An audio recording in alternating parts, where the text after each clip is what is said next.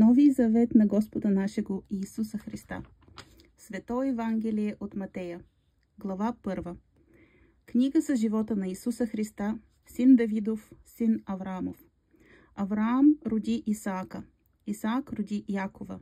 Яков роди Иуда и братята му. Иуда роди Фареса и Зара от Тамар.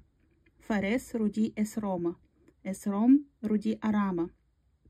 Арам роди Аминадава. Аминадав роди Наасона.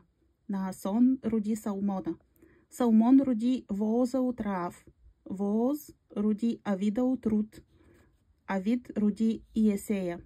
Иесей роди цар Давида. Цар Давид роди Соломона от Уриевата жена. Соломон роди Ровоама. Ровоам роди Авия. Авия роди Аса. Аса роди Йосафата. Йосафат роди Йорама. Йорам роди Озия. Озия роди Йоатама. Йоатам роди Ахаза. Ахаз роди Езекия. Езекия роди Манасия. Манасия роди Амона. Амон роди Йосия. Йосия роди Йоакима.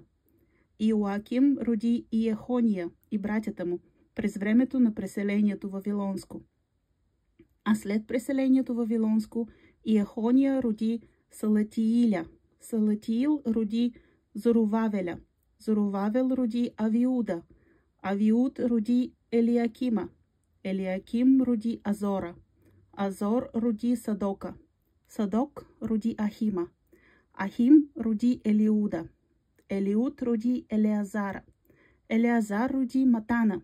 Матан роди Якова. Яков роди Иосифа, мъжа на Мария, от която се роди Исус, наричан Христос. И тъй всички родове от Авраама до Давида са 14 рода, и от Давида до Вавилонското преселение 14 рода, и от Вавилонското преселение до Христа 14 рода. А рождението на Исуса Христа стана тъй.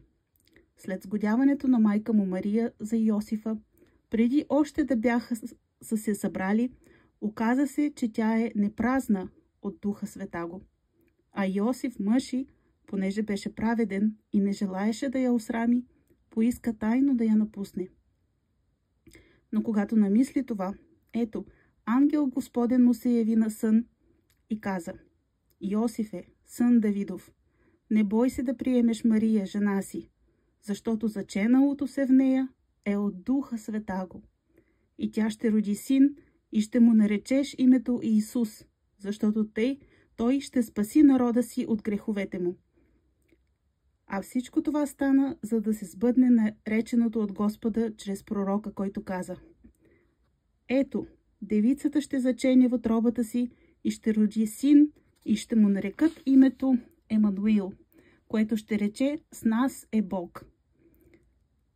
Като стана от сън, Йосиф направи, както му бе заповядал ангелът Господен, и прие жена си. И не познаваше я, докле тя роди своя първороден син, и той му нарече името Исус.